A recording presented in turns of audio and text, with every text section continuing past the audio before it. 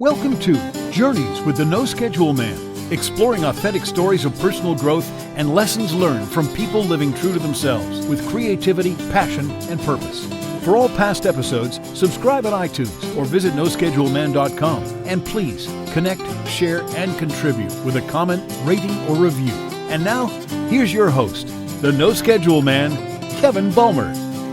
I've been known to struggle with reality, not that it is any real mystery. The question is, what does your life look like right now, right at this moment? And why is that important? Well, it's because it's a direct reflection of the choices you've made up until now.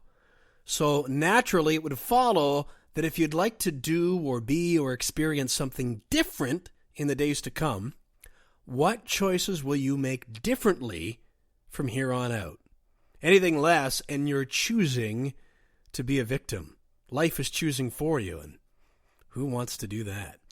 Welcome. I'm Kevin Bulmer. We're in part 2 of 4 special edition episodes of Journeys with the No Schedule Man, as we reflect back upon the journey of this project so far and take a few moments to recognize some of the key developments along the way. Now, as I look back, I can see that reconnecting with Sara Westbrook was no accident for me. If you study things like the law of attraction, one of the things that you're going to hear is about how you'll attract people into your life or back into your life that you wouldn't necessarily have thought of or wouldn't have seen coming from the place where you were before, and that you're going to attract people of like minds that can kind of add to your journey and help you get to wherever it is that you want to go. It's like they appear almost as if by magic. Now, Sara and I had met before. We were a part of a similar music show, not a similar, but the same event. It was in 2008 or 2009, somewhere around that time. It was just a small little show. I opened it. I sang 5 or 6 songs. Then Sara performed, and then another guy that came through from Chicago. And so we didn't really spend a lot of time together, and I wouldn't even say that we really got to know each other. But I knew that I liked Sara and respected her a whole lot, and I guess looking back, I could say that I had the sense that probably we would come across each other's paths again, although I don't know how conscious I was of that at the time. It was just kind of another show. But once I started the podcast, not quite a decade later, I got a few episodes in, and it became clear to me that Sara was somebody that I wanted to reach out to and reconnect with. And so when I was going about the business of trying to figure out what this podcast was and who were the sorts of people I thought would be interesting that could really contribute in a meaningful way, I was just brainstorming, and I'd make lists, and Sara was always on that list. And I can look back now and go, okay, it's no coincidence that the two of us came together. There are a couple of different things that I have been very conscious of that took place in the conversation between Sara and I that you're just about to hear. So we sat down in August of 2016. That was almost exactly a year ago from the time that I'm recording this. While Sara and I were sitting and having this chat, I was listening to her. She was answering one of my questions. I don't remember exactly what it was. But as she was speaking, I had a field of dreams moment, meaning I heard a voice. It was clear as day to me, and I've had this a few different times, and you can call this whatever you want depending on what it is that you believe. The universe, the source, God, I don't know what it is that you believe. But it came from somewhere outside of myself, and I heard it when I was talking to Sara. And we had got far enough into the conversation where it had been established that she was, as she had been all the way along the line, out there, and when I mean out there, visiting schools, talking to people, empowering youth in particular, and really equipping them with the perspective and the tools of mindset and choice and responsibility and accountability, all things that I've become very passionate about. And as she was describing all of that, I got hit with what I've described in the time since as a lightning bolt of a voice. And it said, it's time. Get out there, go help her. It's time to start speaking. Now, I had aspired to be a speaker since probably around 2000 Yeah, 2000, the year 2000. That's the year that I registered Kevin Bulmer Enterprises as a business. I was in the radio broadcasting field on the air at that time. But I was also doing a lot of other things on the side, announcing work. I was writing columns for different magazines and newspapers and things like that. So I started Kevin Bulmer Enterprises to manage all of that. But I remember thinking, well, I'm going to use this to be a speaker. But then the very next thought that came into my mind was, well, that's great. You're good at speaking and getting up in front of people and talking and you feel very comfortable, but you're just a kid and you haven't done anything yet. Who's going to want to listen to you? That's what I told myself back in the year 2000. And then for more than a decade and a half, I had shelved the idea of what I really wanted to be doing because of what I now know is a limiting belief. Now, I could argue about how the experiences I've had in the time since have equipped me to now go out and contribute as a speaker. But still, there was that limiting belief, and I was hiding, in a sense, from who I really was for all that period of time. So when I was talking to Sara, I thought it was really interesting that as I was doing one thing that I felt called to do, without even really being sure why, which is this podcast, talking to somebody that I just felt sort of compelled to reach out to, who was Sara, I got this voice in my ear, this intuition, this lightning bolt that said, it's time. Go help her. Start speaking. Now, I didn't tell her that on that day. I've told Sara this in the time since. But when she left after we'd had this conversation that you're about to hear, I was kind of in a daze. I knew I had been given an idea that came from outside the space between my own ears. And I remember thinking, well, start speaking. Go help her. She doesn't really seem like she needs much help, first of all. She's doing great. But the help was more in, add to the movement of teaching empowerment and choice and these kinds of things. And not even teaching, but encouraging. But start speaking. I thought, well, how do you do that? What does that look like? Where do you start? But I just kept moving forward. And within 6 months, I was on a stage. I was speaking. Next thing I knew, I had a couple of different talks. Next thing I knew, I was getting booked to give speeches. Now, it's part of what I do full time as I've stepped into my own business. The voice, the intuition came when I was talking to Sara Westbrook. It happened during the conversation that you're about to hear. The reason why I'm sharing that with you is that if you can be doing things that you just know deep inside yourself is part of who you are, and you don't really know all the hows yet, all the experts, all these what I call the how-to hounds, will tell you have to have all these answers so that you know how to market it. Baloney! If you feel passionate about doing something, start doing it. You'll figure it out. You'll throw the road in front of you as you go.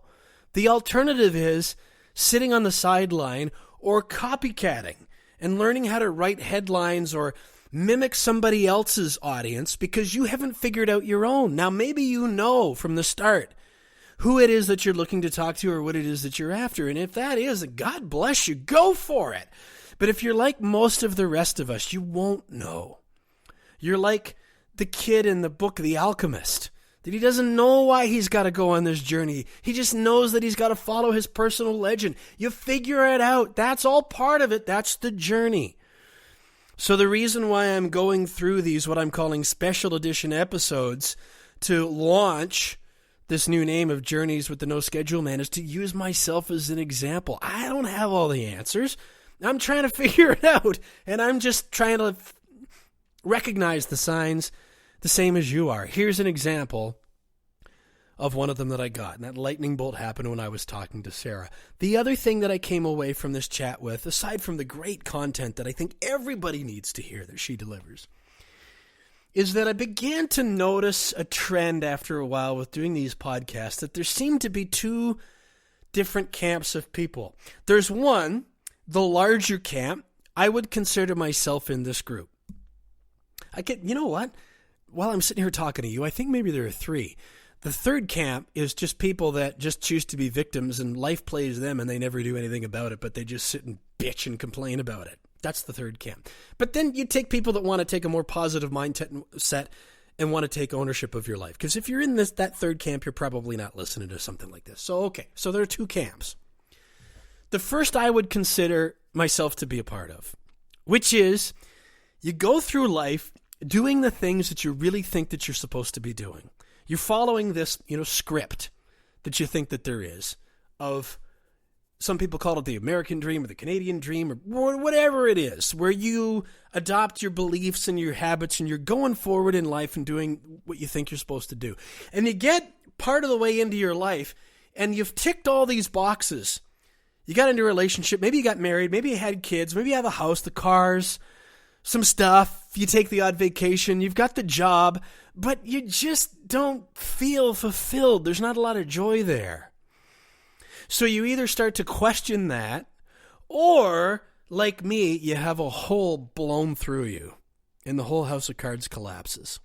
Now, for me, it was divorce, and business failing, and health failing, and some other things. For some people, they lose a loved one. They have an accident. They go through some sort of trauma, some life event, some infrastructure rattling thing that blows a hole through them and shakes up everything they know and throws it all into question. Now, when something like that happens, you've got a choice. The choice is whether you view that as an opportunity to learn and reevaluate and choose differently going forward, or not. And if it's the or not, then you are probably sentencing yourself to just repeating the same mistakes over and over until you choose to learn. Or you're like the people in the camp that I consider myself a part of. For some reason, you choose it as an opportunity to learn. I did. And I'm one of those living cliches that would point to the most difficult times in my life as being some of the best things that have ever happened to me because of the opportunities they presented to learn. Now, I always had the opportunity. I just didn't recognize it. I didn't see it. I didn't take it. I wasn't looking for it. Which brings us to the first camp, or the other camp. I'm not sure which is first or second or whatever. But the other one is the one that I would consider Sara to be a part of. This group of people, in my opinion and experience, is in the minority, but they exist. They have a different experience of life in that they don't necessarily arrive at this grand calamity like what I've just described about myself. But I think it's important to understand that everything that happens to people that have these big calamities still happen to everybody else. If you're human, you're going to get sick, you're going to lose loved ones, you're going to fail sometimes, you're going to have some successes, some failures. That's human. It's just being human. The difference is how you respond to it.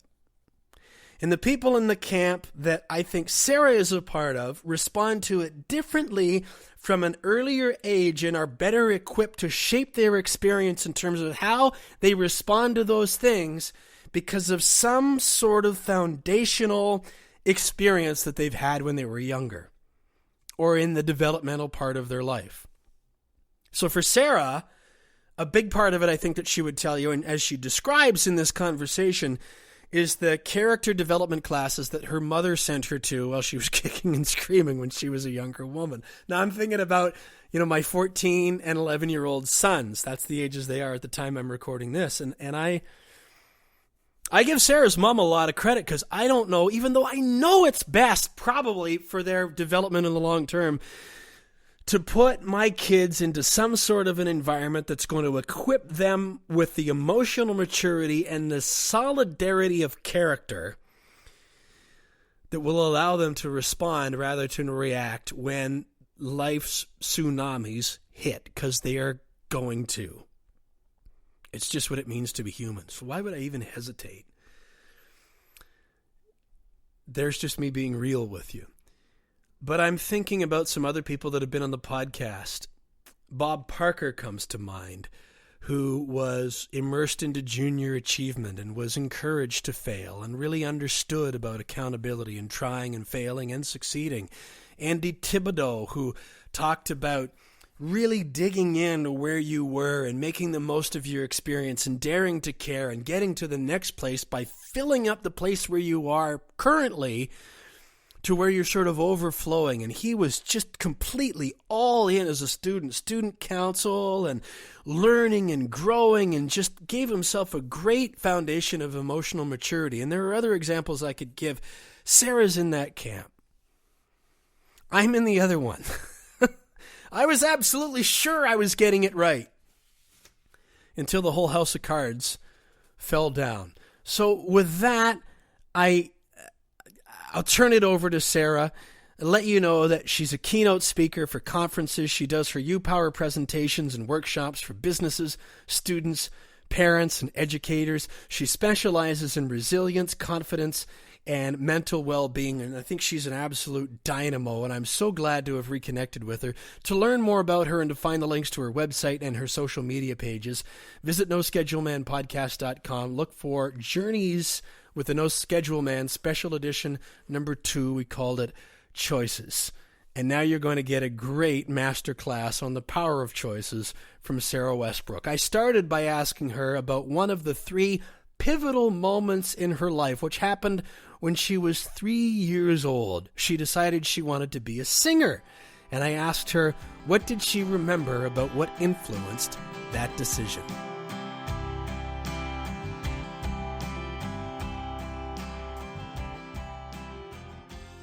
The behind-the-scenes version of that story is I barged in while my mom was in the washroom, actually, at home, and told her that I'm going to be a singer. And mom was probably like, oh, that's great. This isn't the moment for that. But she was really great at supporting me in that journey. And singing was just something I loved to do. There wasn't one thing I saw that I thought, wow, I don't want to be like that person. I just want to sing. It was just within me that I really wanted to sing and express with music. Where did it come from, though, Sara? Because we're talking about a 3-year-old, right? And there's not one specific point that I can remember that I was like a light bulb went off and I thought, oh, I want to be a singer. It was just, that's what I wanted to do. Now, if I really analyze and look back, my grandma was a singer. I don't know if I knew that at that age, but my grandma on my dad's side was a very talented classical singer. And she went into competitions. And when I was older, I got to hear some of her cassette tapes of her singing.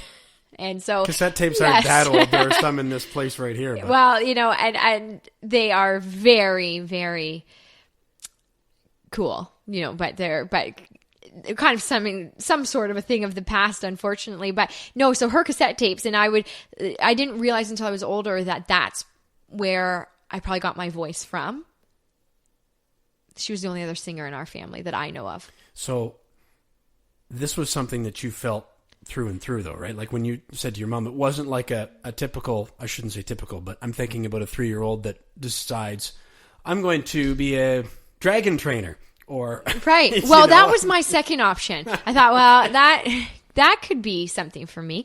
No, so there wasn't that. It was just, I just had that moment and I just knew I wanted to be a singer. And it wasn't, and when I say had that moment, it wasn't a moment where I saw someone on TV or I heard about singing that I can remember. It was just within me that I was just like, oh, I want to be a singer. And then when I was 8, I started taking singing lessons. And then by 11, I was actually working at a dinner theater and getting paid to sing. And it was the best thing ever because you're 11, you're missing out on certain subjects in school so that you can go sing and get paid for doing something that you love to do at 11 years old. So it was like, yay, this is exciting. So you really were into it. Absolutely. Yeah. It became a great way for me to express and to release in a healthy way and to really just enjoy that my learning what my voice could do.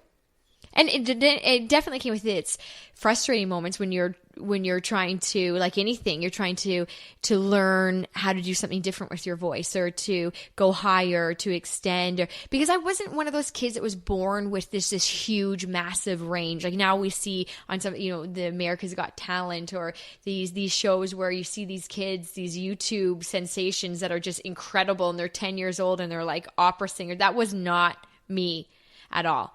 At that age, I was probably nasally and all those things. And so I really had to work at it. But I'm a big believer in effort pays off. Heart matters. Really driving that determination.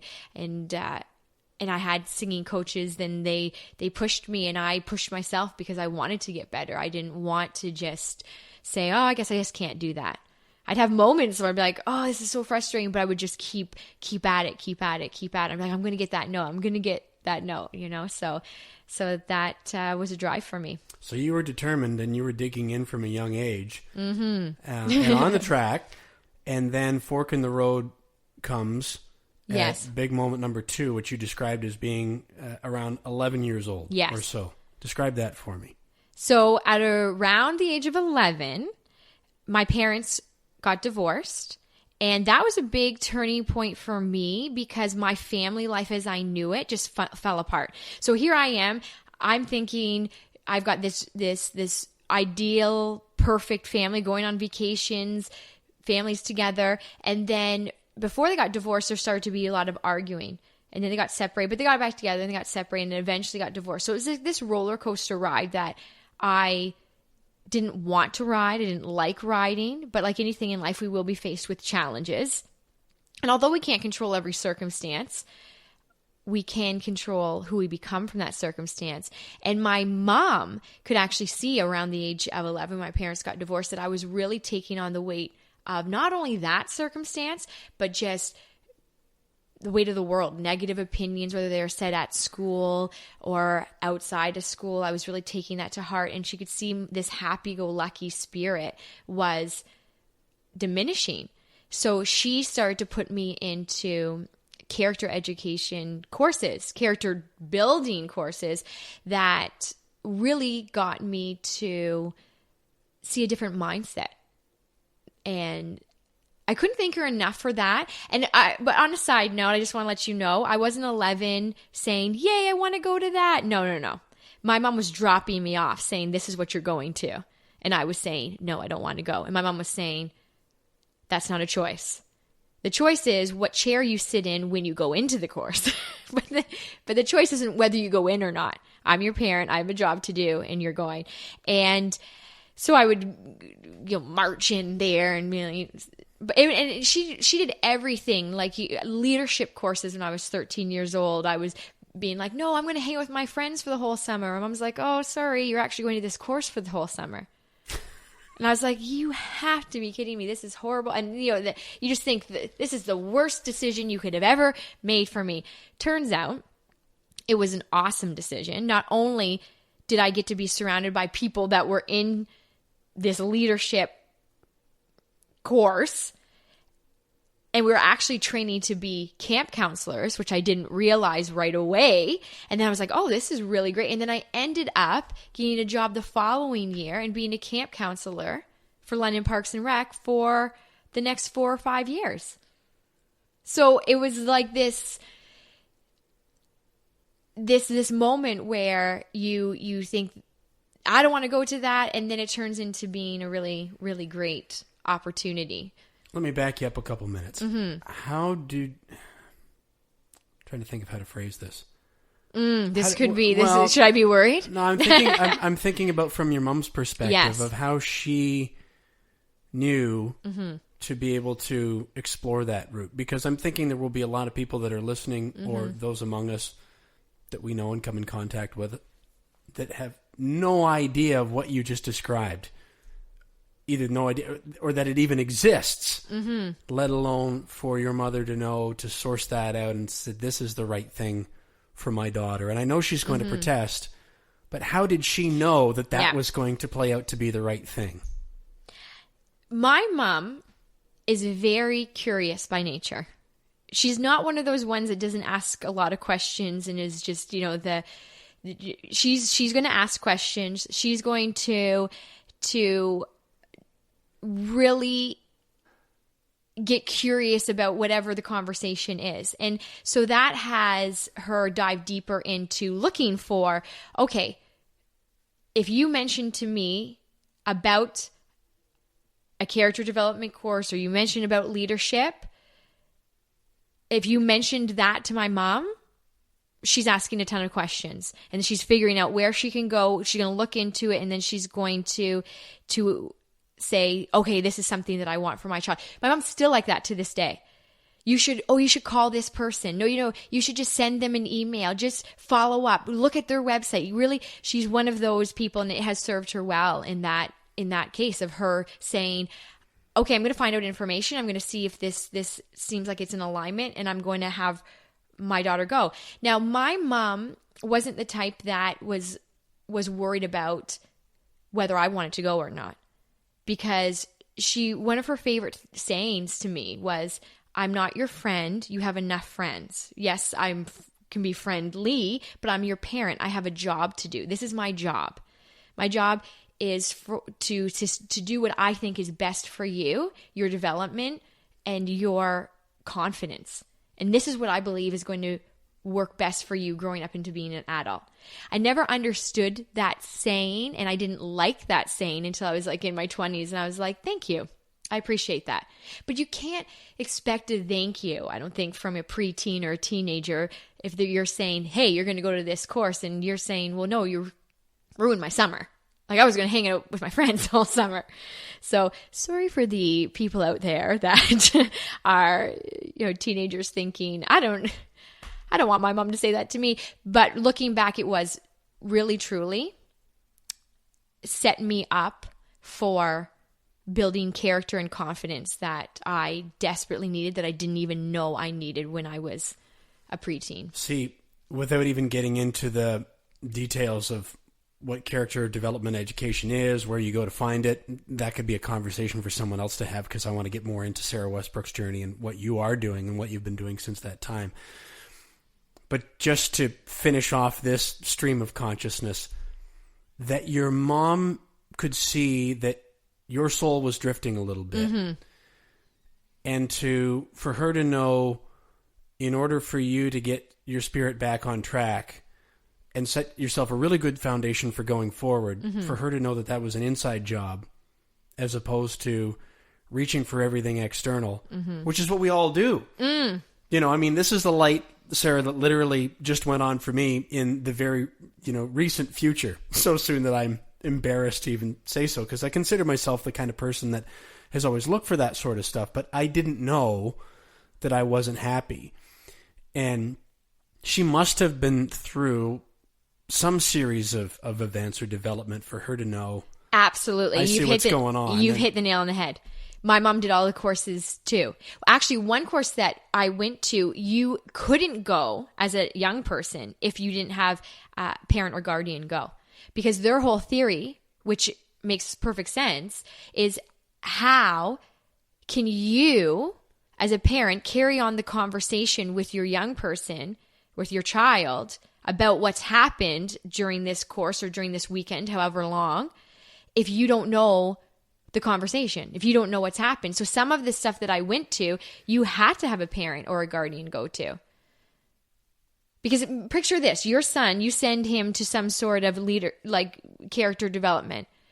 You have no idea what's gone on that weekend. He comes home excited to have a conversation with you, and now you're trying to catch up. You're thinking, okay, that's great that you're really excited about it, but how do you as a parent remind him when he's forgotten a week later about how excited he was about all the different mind sets he's learned, or all the different choices he's learned about, or this newfound confidence he's gained, and then something happens and you're thinking, okay, well, how do we go back to a week ago? But you can't stimulate the conversation because you weren't involved. And then his comment to you might be, well, Dad, you don't know what you're talking about. You weren't even there. You don't. So forget it. I was just excited about it that time, but it's gone now. Mm-hmm. This is real life. Like, it's not going to work. So what was really neat is she could keep me back on track and hold me accountable. And I think that that's really, when we look at, even as adults, when we want to better ourselves, we want coaches. And I'm going to relate it back to sports. If you're going to play sports, you usually have a coach. You usually don't just keep practicing by yourself in your backyard. You eventually, if you want to get really good, you enroll a coach or you get on a team and you surround yourself with people who are wanting to get better, and then you learn. And yeah, it's going to be tough sometimes, but you got an end result in mind. You got someone there coaching you. You got to be held accountable. You got to show up. And that had to translate for me into my own personal development. When it came to my character, my confidence was starting to lack, my self-esteem, and I needed someone to coach me outside my mom, but I also need her to, since I lived with her, to hold me accountable to it. And we do that. We do that in sports all the time. So where along that line, back at that time of your life, did you start to realize that things were starting to change for you in a positive way? And how did that feel? Like, how was it manifesting for you? What's really cool is when you're young, and I'm going to say, well, I read that in between the ages of 7 and 12 is when you decide the most about yourself in the world. And I was thinking about that, and I was thinking, wow, that does make a lot of sense. Like, think of 7 and 12. Like, those are some really important ages right there. And a lot was happening in my life at that time. And so when I went to my first character, I'm going to call it character development because that's how I look at it. You know, really, that's the best way for me to phrase it. I was 11, and you absorb more, I believe, and you take on the information, and you try it on like a shirt. And when you try on a shirt and it doesn't fit, you take it off. But if it fits, you think, oh, well, this kind of looks good. You start to wear it. And when I took that exact same course at 20, so I took it at 11, and I took them again at 20, I even felt more analytical in my own mind. And I thought, oh my gosh, okay, because you analyze it, you think, well, will it work? Okay, I'm kind of comfortable with this mindset, or I'm kind of, I don't know, this is kind of a habit now. And then like, oh no, but that sounds good. But oh no, it's going to be a lot of work. And you're kind of playing that back and forth. Whereas at 11, you're like, well, I'll try it. Okay, it works. Yeah, okay, I'll keep it. And I loved that part about being young and having that be more of a foundation. Now, that doesn't mean to say that it's perfection after that. No. Life throws you all sorts of curveballs, and you're going to have ups and downs. But I believe if you have tools in your back pocket, you're more apt to, even if you don't use them right away, they're still there. And then you're apt to be like, oh, I'll dust you off that tool in my back pocket and try it out now. And so you have more of a foundation to springboard from, even if there is going to be rocky periods, because that's life, right? And it's, what are you going to do with it? Now, at that point, although things were starting to change in ways that you might not have even been able to identify at that point, because it sounds like from what you just described, that continued to kind of morph and change as the process went along, which would be completely natural. But as of that point, and in the years immediately following that, were you still thinking that singing was going to be your path? Yes. Oh yeah. I was going to be the next Jewel, or, the Celine Dion, or whoever, you can picture. That was, and I say Celine Dion because I always loved her, but I still do. But that around 11, so I was doing the character education, but then my teacher thought I'd be really good at public speaking. So I did public speaking, and I enjoyed it, writing speeches, and you would do them, and when I did it, if you won in your class, then you'd go on to the school, and if you won in the school, then you'd go on to the Optimist group, and you'd travel around doing your speech, and so I was doing that as well as singing. So let's just picture that there's a triangle, and one point is character development. 1 point is public speaking.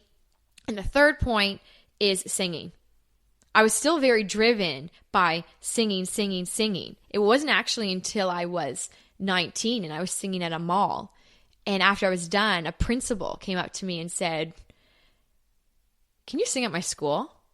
And just let the young people ask you how you got to do and sing at different events that you've got to sing at. So I was thinking, they're going to ask about that I've sang "O Canada" for the Blue Jays, and they're going to ask, these are the things I'm thinking in my head, that they're going to ask about music, just singing. And so I had said yes. And then, of course, I was crazy nervous, because it's funny that I do these things in front of people, like sing and speak, but at the same time, I get really nervous, because I get nervous about my biggest fear growing up was judgments, being misjudged, and what if they don't like me, and oh my goodness, and this would just roll around in my mind. So my mantra, my saying became feel the fear and do it anyway. So yes, I'm going to do it, and then I do it, and I feel those butterflies. And when I was standing up in front of the students and I was singing, the questions weren't just about music. They became, what's your home life like? Have you ever been disrespected? Have you ever been left out? And all these different questions, where I started using the tools that I had learned out of my back pocket along the way that have made a difference to help me through challenging times and build up my own confidence and resilience. And I started to share. And so that kind of planted the seed that there was more for me than just singing. And so I kind of put on the back burner. I kind of just thought, okay, I did that, but now I'm just going to focus on singing. The speaking, you mean? Right. Okay. And going into schools and sharing. And so that, though, was the seed when I was 19 that was planted when I went to that school, that there could be something more. And then if we fast forward many years later, then I started to really incorporate all of it. And now when I speak, I sing. When I sing, I speak. I don't do one without the other, which is totally not what I would have thought if now I was sitting in front of you and I was a preteen, tween, teen. I'd be like, no, I'm not going to do that. This is what I'm going to do. I'm just going to sing and make lots of records, and that's what I'm going to do, and win lots of Grammys. That would be. And now I absolutely love what I do, because for me, singing has become one of the ways I communicate and one of the ways I release, connect, and de-stress. But the sharing of life skills, character, really focusing and helping young people and educators and now parents with the mindset of thinking and acting beyond tough emotions and making those character-based choices, that's become my drive. It's really interesting to hear you describe this process, Sarah. Something that continues to come up over and over in these conversations is just getting started and moving forward, especially if you're following some kind of passion, but a diversion in the path. So the detour people becomes that the are tour. that are sure that they know where they want to go, and then something else is shown to them. And yet you talked about some of the benefits of singing, de-stressing, and all of that kind of stuff. But another key thing is that it's part of who you are. It's woven into your DNA. And so it sounds to me very natural that would lend itself to be a very key part of what's become your life's work to this point. But it's interesting that I continue to hear of people that, when I grow up, I'm going to be a this. And you start down that path, and then other doors start to open for you. Not unlike the shirt analogy that I try that on. It's a little bit tight. I think I'll try another one. Right. But I'm glad I took it off the rack at least. This one seems to feel pretty good. I think I'll wear it for a while. Life is like that too, isn't it? Absolutely. And being flexible.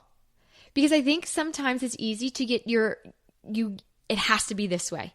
Well, does it have to be that way, or could it be that way? But it's not that way. And I know for some people listening, they might say, what the heck did you just say?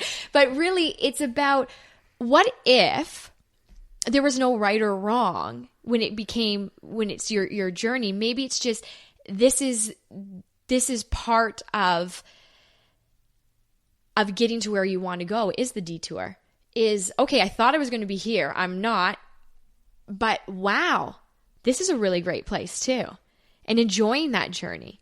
And I think that sometimes it's hard. And I've even with myself, you have to be really mindful of enjoying where you're at, because you can get so caught up into, yeah, but I was really supposed to be over here. And so then you put your happiness on hold because you thought you were supposed to be somewhere else. Well, maybe you still will be that other place, but it's just not yet.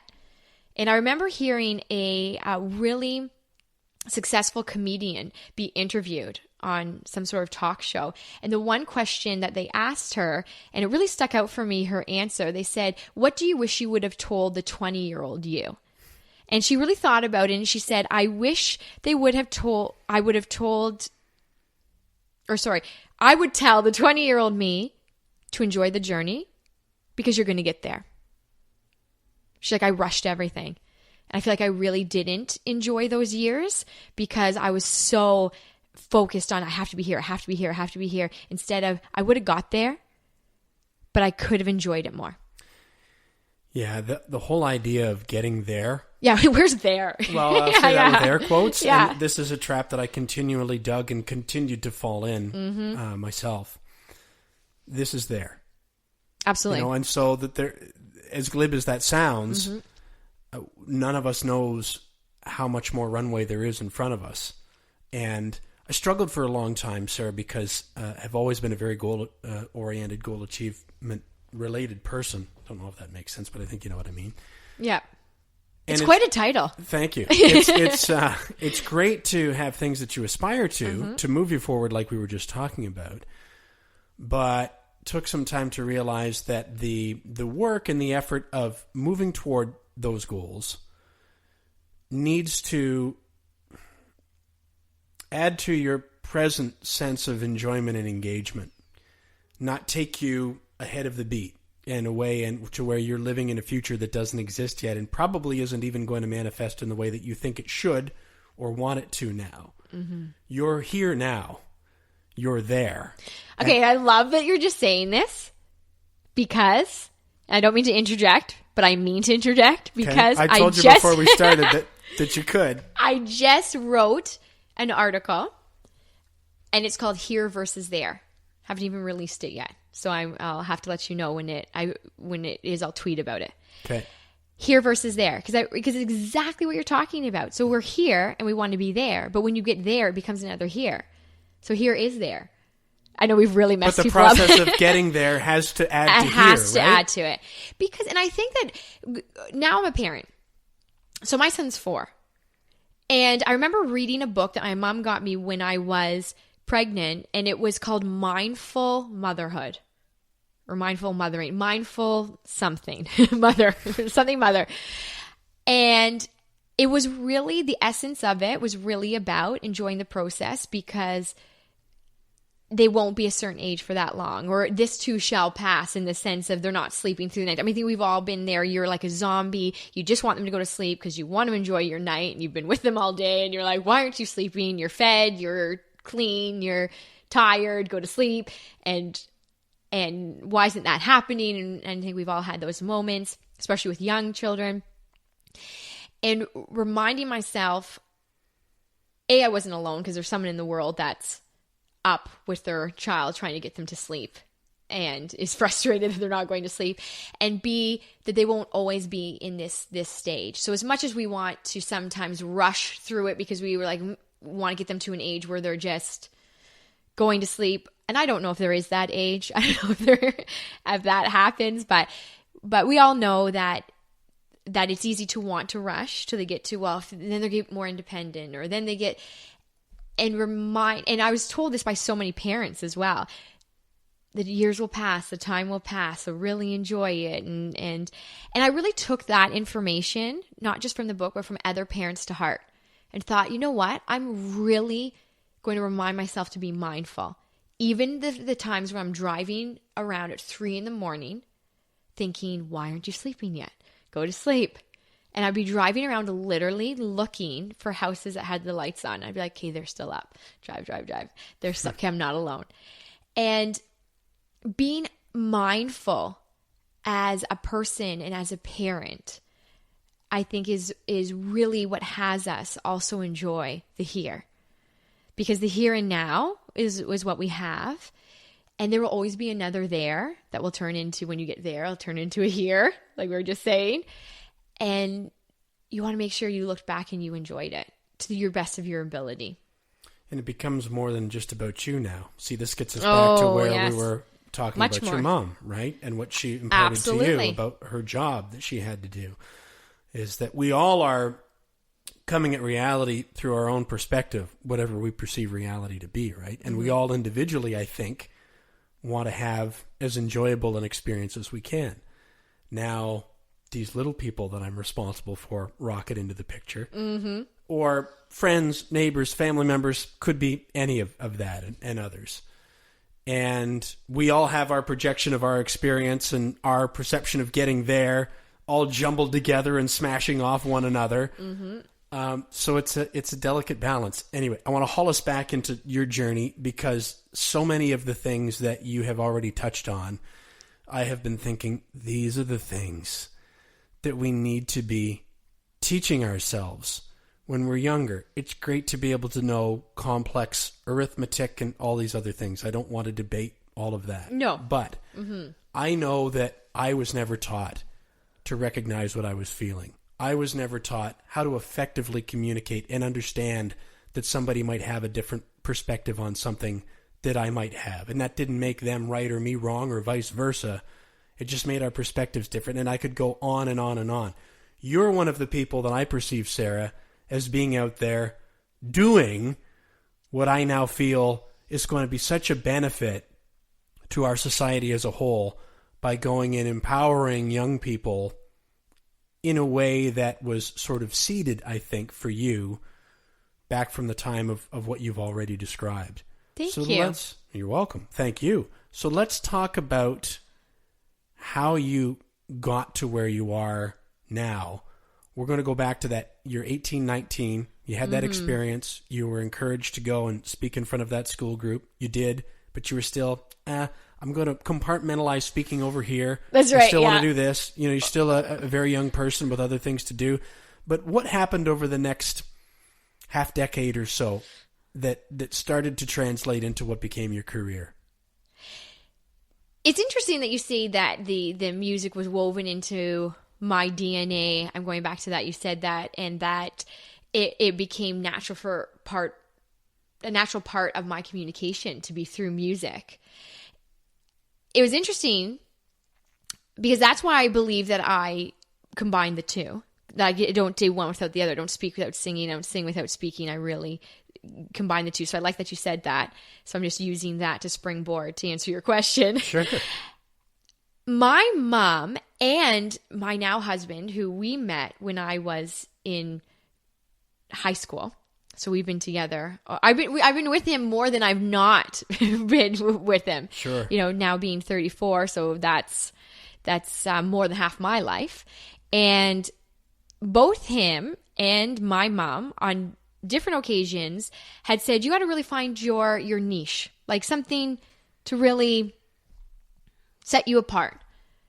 And I remember different people saying, and them as well, how about singing and speaking? And I thought, well, no, I'm not going to do that. And at first I took it offensively. I thought, well, why? I can't just sing? You don't think I can just make it by singing?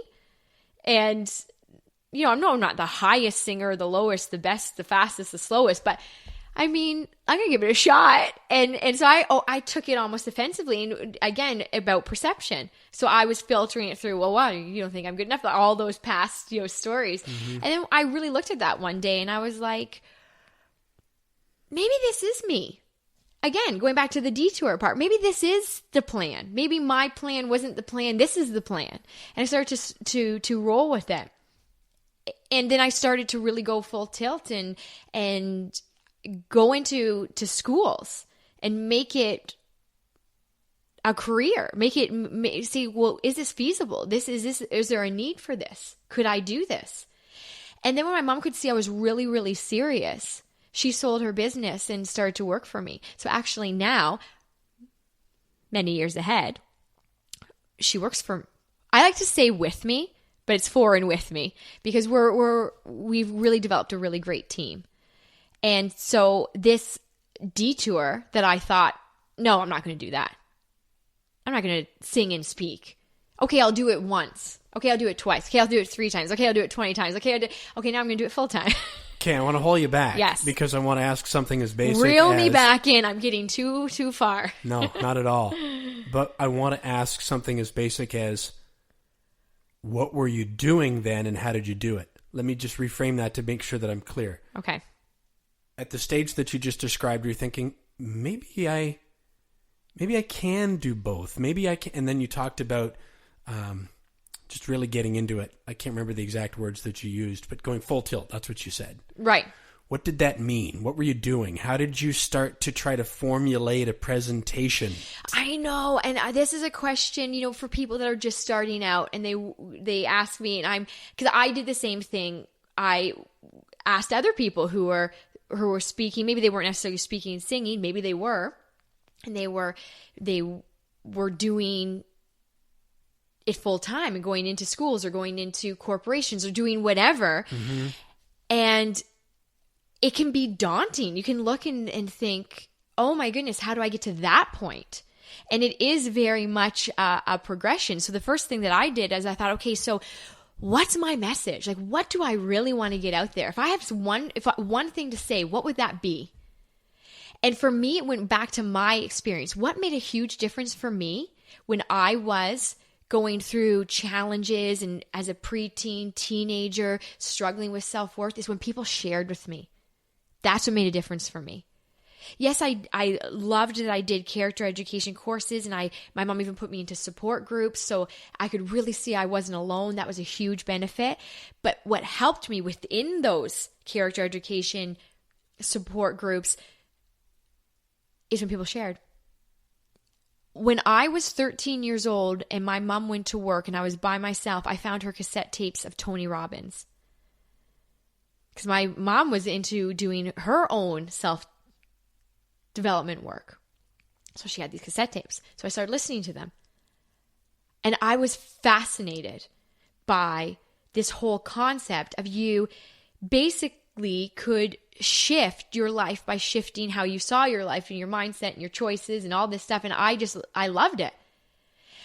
And even though I was listening and loved the concepts, I loved when Tony Robbins shared his own stories of him growing up. And at Thanksgiving, and that they had no money, and that they were offered a turkey by a neighbor, and the dad slammed the door in the person's face because his pride was too big, and they didn't eat properly that night, but they could have.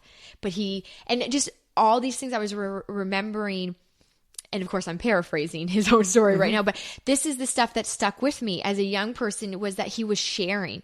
More than his concepts or anything, it was that he was sharing, and I understood his concepts through his sharing. And I said, well, then I would have to share. And that was the scariest part, is I knew I needed to be authentic and share. But if you remember in the beginning, at some point of this conversation we've been having, I said my greatest fear was judgments and being not taken the way that I've put out, being misperceived, misjudged, and ultimately not being liked. So this is my greatest fear. So now I'm sharing, and I have to face my greatest fear of some people won't like me. Some people won't like my look, my music, my message. I'm going to be really open and honest, share things with a crowd of people that I didn't even share with my closest friends growing up, because I just wanted to look like I had it all together. And so that became really scary and vulnerable for myself. And that was but I knew I needed to do it. So that was my way of making the biggest connection and impact in the shortest period of time, was through just sharing.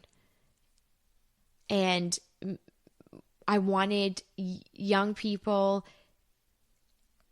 Now I work with parents, And I wanted them to know they weren't alone,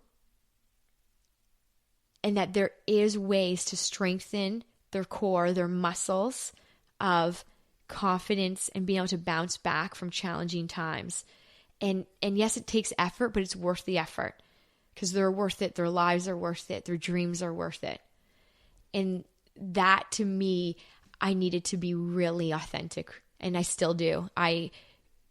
Everything I share, I do in my own life to this day. Any activity, any skill, any exercise I give them is something I practice myself to build my own confidence and resilience, because I believe it's a journey.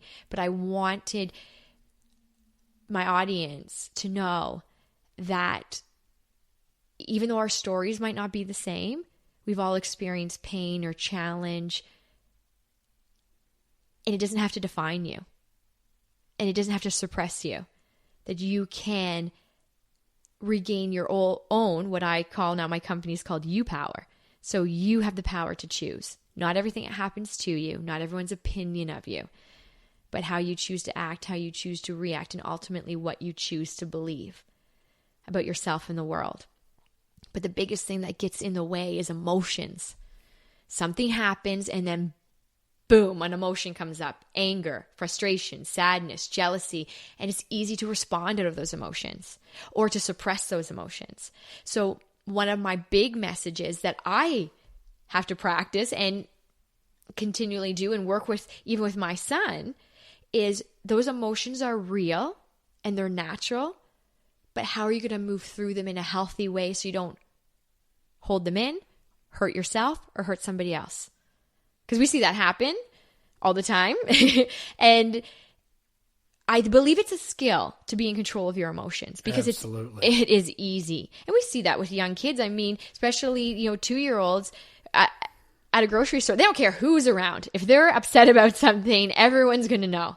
And so we constantly work with young people to redirect emotions so I think at any age, we need to remember that emotions are natural, they're normal. They're not to be denied, but we just got to feel them and release them in a healthy way so we can move through them and ultimately train our brain to think and act beyond emotion and make character-based choices out of respect, kindness, empathy. And that is not easy when you're feeling angry or extremely sad, but it's possible. So everything that I do and share revolves around a choice-making formula to think and act beyond emotion and make character-based choices, and teaching it as young as possible and working out that skill, I think, is really, really important. The idea of the emotions, gosh, you just think about the amounts of people, Sarah. I know I've been one of them, but you think that what you're feeling is wrong. And you deny yourself. And then how that leads into a spiral of confusion, shame, frustration, on and on and on. And no, what you're feeling is what you're feeling. Now, let's try to identify it and see what we can do with it. But the whole cycle of thinking, and this gets back to your idea of sharing and being able to relate to other people. I shouldn't be feeling what I'm feeling, or what I'm feeling is wrong, and not having the tools to even have that awareness, let alone move through it, is like guzzling poison. And yet we're guzzling poison, and then we're letting our kids guzzling in my opinion. Yes. And I don't say that in a judgmental sense. No. Because I don't think we realize that that's what we're doing. And sometimes it can be a habit or be a pattern of, like you said, just keeping it in or denying yourself of it. And you can you can even not even realize it's a habit for you, just to be like, oh no, I'm fine. And we both know, and everyone that's listening knows, that you can only say I'm fine for so long. If you truly do not feel fine, you can say it for a little bit, but it catches up to you. It will. I'm fine. Boom. And then one day you're not fine. And one of the things that I love is I got a whole bunch of young people to share their healthy ways to release their emotions. Because, emotions are real. Now what are we going to do with them? And they all started writing them down. So I collected them, and the most common ones we made on a big poster. So that poster, parents can take away, schools can take away, because I do a lot of work in schools, and they can post it, whether it's in their hallway or in a kid's bedroom, and say, okay, here's so many options that other people have come up with to help them release their emotions in a healthy way. And then we can add to it.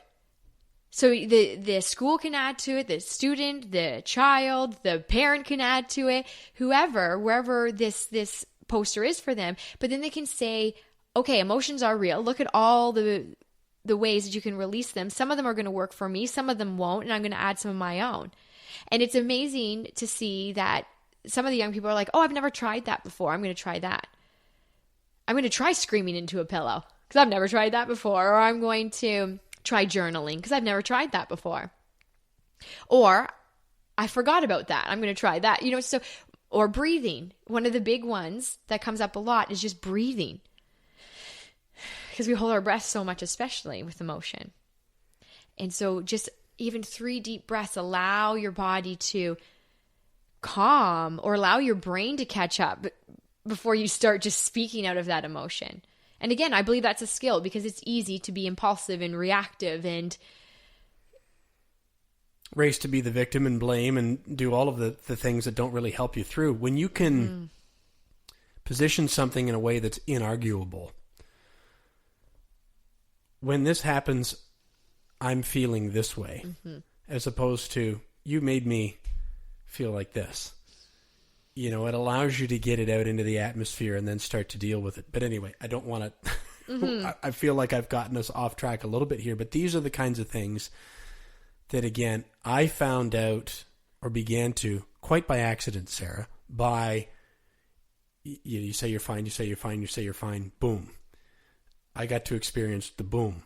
And I think most of us do in one form or another along the journey. It's what you do with the boom that will, I think, define a lot of what your experience from that point is going to be. So I'm going to haul us back again to where you were with everything that you described, that you knew what your message was, you realized how powerful it was for you when people were sharing, and that you felt that you needed to really open up and be vulnerable, get past the fear of judgment, try to figure out what parts of you were going to be most impactful to share.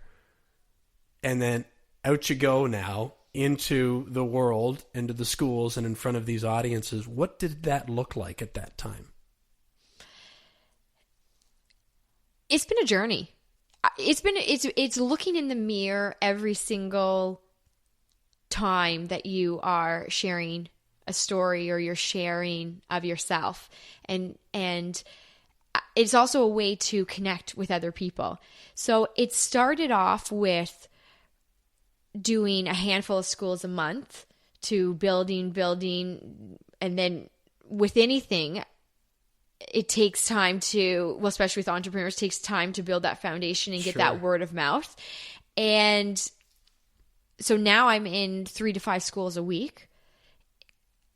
I do parents as well, and I love that because working with the students is really, really great. And I've worked with over 200,000 students over my years, and I love it. And I can identify with them, and I can relate, and I can go back to their age. Even if we haven't experienced the exact same story, I can go back to those emotions or the challenge, a similar challenge that maybe I faced, and relate. But what I love about working with the parents is giving and sharing tools that have helped not only my personal development when it comes to confidence, resilience, and my own mental well-being, but share what young people have shared and what has helped them and what I have found has helped them along the way. Because I think as parents, it's important to really create that village to raise a child. And I believe in that. Like, and I would love to think that my son, as he grows up, is going to hear every wise word that comes out of my mouth. But there's going to be times where he needs to hear it from somebody else. And when I go into the school, or I go into the conference, or wherever I'm sharing my U-Power message and presentation and workshops, I get to be part of that village, even if just for that day. And I love that, because you just never know whether you're planting a seed, whether you're watering a seed that maybe a parent or a teacher or educator or stranger has planted in somebody's mind, and you're just reiterating or giving a different perspective. That's why I love what I do, is because it's always different, because people are different and evolving, and their energy is different. So no presentation is the same for me. When you got going, how much trial and error was involved? Oh my goodness. Well, my mom is, it was really, really great too. And I know I've talked a lot about my mom, but you have to understand that we are not only colleagues, we've created a great friendship, and a mother and daughter. And on a side note, yes, some people do ask, well, do you ever get into arguments, or you guys seem like you get along so well? And we'll say, yes. But the thing that's different is we listen, we communicate, and we have the same end result when it comes to our relationship, U-Power. So then we let it go and we say, okay, what's for dinner? Where are we going? So we've worked really well together. I've built that over the years. But no, where was I going? I went off on a tangent of my mom and I, because I always think that it's so cute when people ask, like, well, do you guys ever? And I don't want to give this idealistic perception. Yes, we of course we have those moments like anybody else, but I think that it's what you do with those moments and how you communicate, even if you are different communicators. Because I think that sometimes just because you want to say something doesn't mean that you just get to just say it however you want to say it, if you want that person to really hear you, because maybe they won't hear you if you're talking in that tone, or if you're using those words, and if you can just tweak it a little bit, then they're going to hear you and you're going to get a better conversation going. Absolutely. But yeah, no, so over the years, we've just really built the U-Power presentations, and I love it. Where did the term U-Power come from? You have the power to choose. So we just put the U, so it's capital U, P, and then small O, W-E-R. So everyone's like, is it up hour? But it was just like, it's about up, but U-Power. So just taking back your U-Power, because we just give it away so much. And like you were saying, become the victim or blame. Yeah. And that can feel easy at the time, but I think it's harder to live in that space. I've just, no, okay, that happened to me, but it's not going to define me. You're not going to define me. Your negativity is not going to, I'm going to be respectful even in the face of disrespect. Not because it's easy, because we know it's not easy, but because it's possible and it's worth the work. It's worth the effort, because ultimately this is your life. So what are you going to do with it? Yeah. The power it's such a great term. That's one of the most empowering things I think that you can learn. And I remember reading, and I had read it, I don't know how many dozens of times before it finally, okay. Yeah. Like how you were saying that, sometimes it needs to come from somewhere else at a different time. Oh, that's what I was saying. See, when I said that, I was going about it needs to come from somebody in the different time. Sorry, I just remember. I said... Yeah, so what happened to you that happened? Well, it's just the idea of that whatever is going on, whatever's in my field of awareness or is a part of my life right now is my responsibility. Doesn't necessarily mean it's my fault, but if it's in my awareness, it's my responsibility. That means I get to choose what I'm going to do or not, or how I'm going to react or think or choose.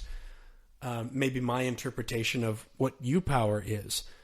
And although sometimes that can feel very scary, and I remember thinking when this first came across to me that it started to make sense, I thought, okay, that makes sense, but gosh, but I didn't want this, or I wasn't looking for that. well, maybe or maybe not, but it's here. What are you going to do about it? And that can be scary, but it's also really empowering to go, okay, like this little tornado can go on in the corner, but it can only scare me if I allow it to. Right. And is that even a small idea of what your interpretation of U-Power is about? Oh, no, for sure. Because ultimately, other people's choices are not in your control. My parents' divorce was not my choice. It was not in my control. So I can't change that. And as an 11-year-old, there's a little part of my brain that's thinking, well, can I do something? What if I did this? So I needed to let go that it was about me. It was their journey. I couldn't snap my fingers and make them fall in love. Yeah, I showed them many wedding pictures. Look at you guys here. Like, how can we get back to that place? Because as an 11-year-old, thinking, well, if you got married, why aren't you staying? Or what's happening? And what really made a huge difference for me is saying, okay, that's a chapter of my life, but it's not my whole story. There was this boy in my grade 7 class around the time of my parents' separation and eventual divorce that made fun of me every day. Every day there was something new. That was a chapter of my life, but it wasn't my whole story. It's not my whole story. And I want young people, and I even remind myself of this, to know that whatever challenge they face, although it can seem permanent and their emotions can seem permanent, isn't. It doesn't have to be. That it can be just a chapter of your life and not your whole story.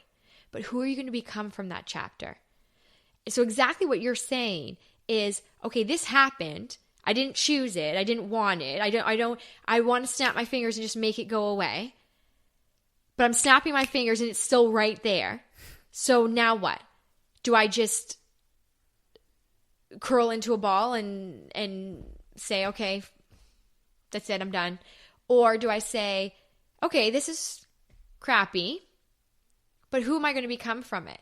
And what's really important is finding support, is finding those people in your life that can be coaches. So whether it's a parent or a mentor or a book or, anything that you can say, this is who I want to become.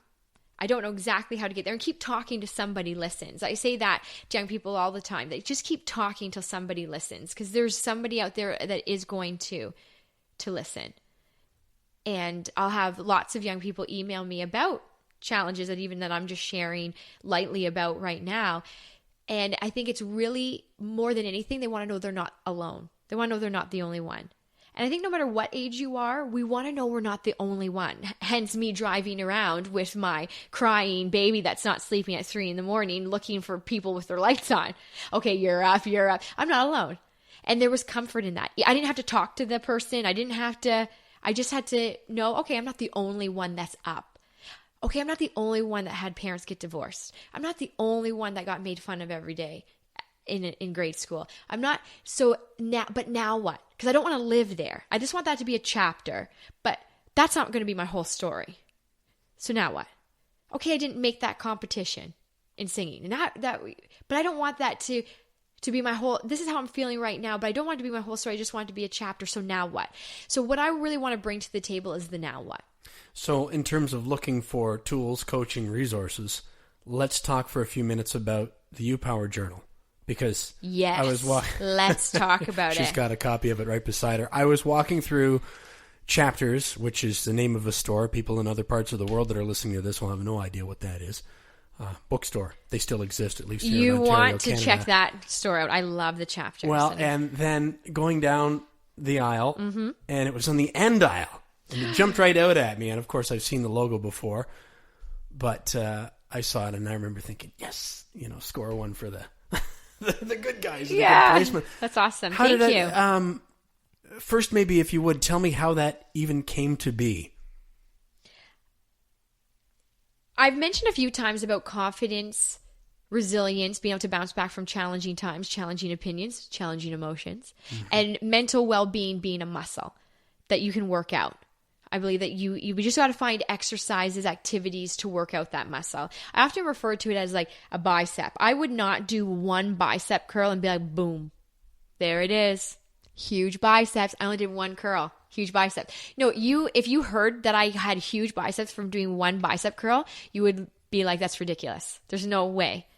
She's got to work it out. She's probably going to get a coach, get a trainer, do exercises. If she wants huge biceps, she's got to put in effort. I believe confidence, resilience, mental well-being is the same. Can't just talk about it. Can't just hear about it. Got to do exercises to do it. That's exactly what the You Power Journal is designed to do.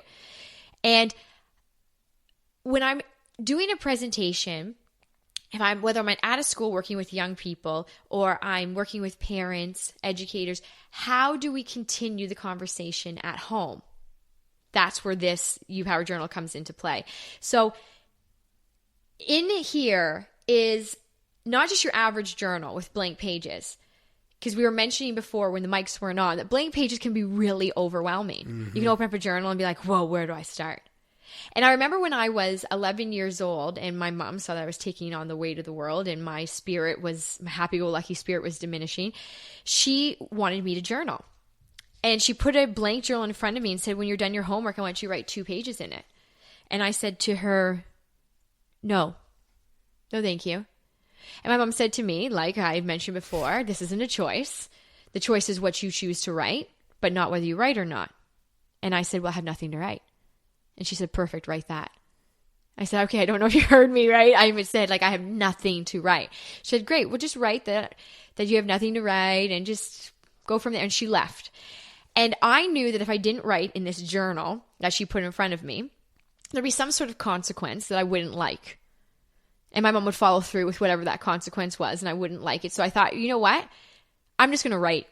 So in the actual You Power Journal, there is a photocopy that I'm showing you that, of course, not everyone can see right at this moment. There's a photocopy of my first journal entry, so I'm just going to read it. It says, the reason why I'm writing so big, and we're sitting quite far across from each other, but you can probably see the word big. I can see it. Like, it's big, so that I'm saying, the reason why I'm writing so big is because I want to fill up as much room as I can because I don't have 2 pages of thoughts today. And I kept rewriting that.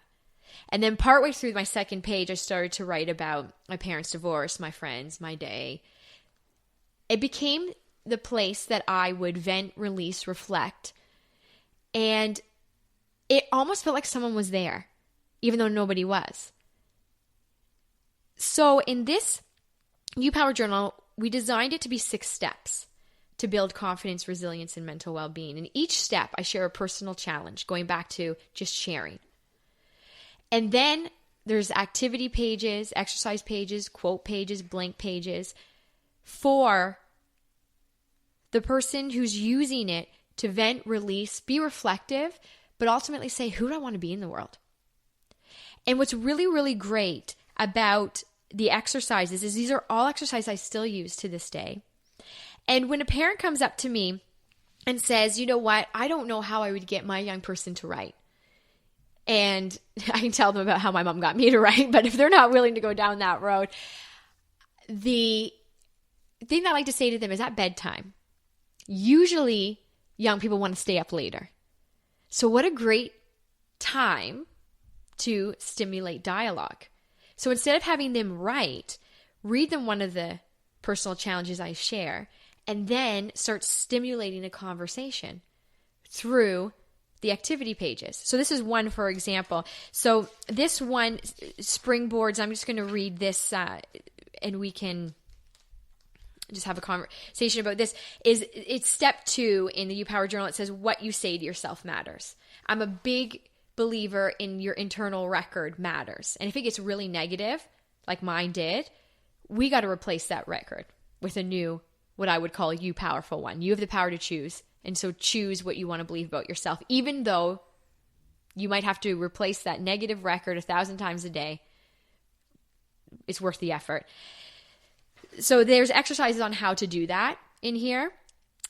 But this is one of the activity pages where you could actually create a dialogue with a young person in your life and say, Tell me about a time you allowed somebody else's negative opinion to change what you think about yourself. It's amazing, their answers. I bet. And then the next one is, what do you want to believe about yourself? So regardless of their opinion, what do you want to believe about yourself? Even though you might have a little voice telling you the opposite. If you could change that voice in a second, what would you want it to say? And then what's one choice you could make to show you are choosing to believe in yourself? It's mind-blowing what they come up with. And then as parents now, we become their coach to help hold them accountable to that. So maybe they could write it out, post it, put it beside their mirror. You should have seen my room in high school. It was just one written thing. Like I just wrote over my whole wall everything I want to believe about myself. Little did I know I'd be doing what I'm doing today. And what a difference those simple but really effective activities have made to changing my own perception and internal record, because mine got really, really negative. And I could smile and get good grades. But on the inside, it was almost as if there was a war within myself. And so if I can bring this, and it can even affect one young person, it's worth it, because it's never just one. There's always a ripple effect, because they have friends and family, and one day they'll have their own family, and so that's what it's really about, and that's why I do what I do. How does it make you feel to know that there's no possible way for you to be able to measure the impact, but that you've devoted your life to giving the opportunity to really add to the quality of what could be an exponential and immeasurable amount of lives? What does that feel like? Well, I feel like I'm welling up right now that you just said that. Overwhelmingly joy. Yeah. See, I want to frame that a little bit before we wrap up, because I'm asking this from my perspective and I'm lending my opinion. In my opinion, based on my experience, is that a very good part of our North American society has no idea of how they're wandering through life. We're following along this script that got laid out, and it never even occurred to us to question it, let alone have the tools and capability to be able to empower yourself like you just described. So if you're lucky, you get to some point in life where you come to a bit of a crossroads, and then you start to be brave enough to do what Yoda suggests, unlearn what you have learned. And then if you can even get to that stage, then now what? But to be able to give people that early in their lives the opportunity to even start thinking about, because there are going to be, let's say there are, I'll just pick a number, 100 students in a group that you're speaking to. Maybe 10 of them, maybe 5 are in a place where they're really engaged and listening and ready to act and soak in and make a positive difference for themselves and others starting right now today.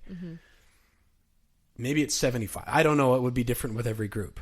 But everybody that's there now has had that's one impression, sort of washed over them. It might even be decades down the road before, bang, the light goes on. And I remember, how many times... That's what she was talking about. Well, but do you know what I mean? Yeah. How many times... Absolutely. I've hijacked this deliberately so Sarah can get back a hold of yourself. Has somebody said, I think you'd really enjoy reading this book, or I think this kind of exercise would be something, and you appreciate it, but you're not there yet. And then 6 months, 12 months, 2 years down the road, oh, I know why Mom left that book on my on the my old doorstep, aha or I know moment. why, so-and-so sent me that Facebook message.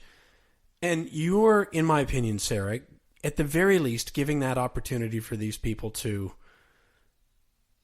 start thinking about all of the things that we've just taken the last hour to talk about. And maybe a day goes by, maybe a week, maybe another amount of time into Google, Sara Westbrook, and that is really, really cool. And so Yeah. the best, because maybe a cynical person, I'm like everybody else, I don't want to be judged. If I were judging right now, I'd be like, Kevin, you're talking too much. Let your guest talk. It's my podcast. I'll talk however much I want. But, well, you're supposed to be a this or a that, or be a doctor doing surgery or a teacher or whatever to have this, make this, whatever. Again, my perspective. I think the greatest gift that you can give anybody is empowering them and giving them the tools to live the highest percentage of their time as they possibly can in contentment and fulfillment. I would agree. And to me, that's what you've been doing. Thank you. And you know what? And it's not a one-man show. I have to give a lot of credit to my family's always been supportive.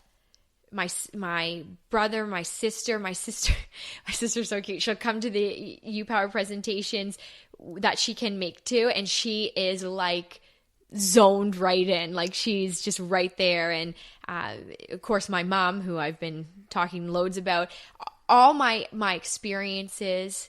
Even my dad taught me so much. He taught me who I wanted to be as a person, who I didn't want to be as a person. That's a whole nother podcast. And my husband, who I've been with forever, we dated 12 years before we even got married, and he's been nothing but supportive and said, you can do this. And so I really had that push and that support.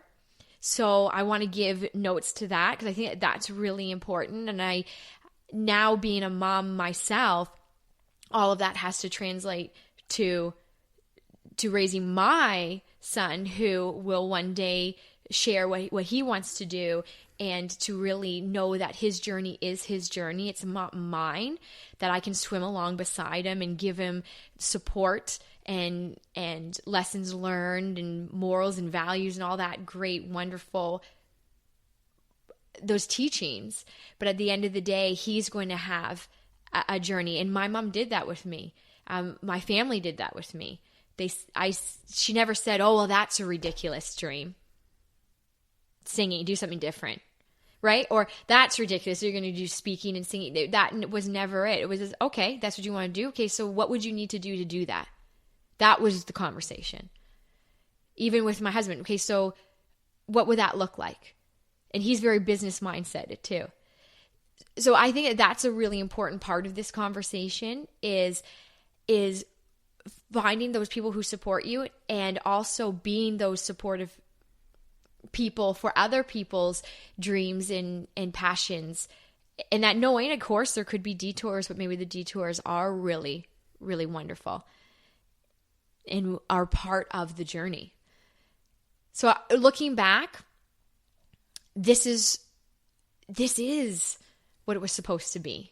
It wasn't supposed to be me just singing. It was always supposed to be me speaking, singing, and using those two ways to communicate life skills to help people think and act beyond tough emotions and make character-based choices. That mental health's for everybody. It's not just for one group of people. We've all got minds. So mental health matters just like physical health matters.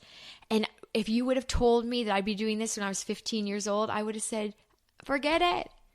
And now I'm like, yes, okay. And it didn't come without pushing and me pushing my own boundaries, and I still continue to, because even for me, it is a journey. Personal growth is a journey. Building character is a journey. It's not a destination. And enjoying the ride.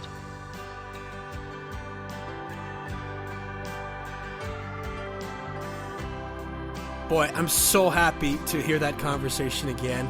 I hope it finds its way into the ears and hearts of people who will most benefit from it. I was already involved in a lot of personal growth and character development work when I sat down for a chat with Sara, but I was paying attention just the same when she was talking. And I can tell you that within one calendar year of that conversation, I'm staggered by how much different my life looks now. It's a choice, a series of choices. So I encourage you to ask yourself, what choices have you been making that have contributed to where you are now, and what choices can you make differently to get yourself somewhere different that you aspire to down the road. If you'd like more examples of the power of making choices, here are some really good ones, some good examples. Episode 18 of this podcast, it's called Life is a Marathon with Bruce Van Horn. Boy, Bruce, I'm going to warn you though, if you think you've got excuses, well, I've got this and I've got that, and there are some really good potential excuses like ill health, losing loved ones, and things like that.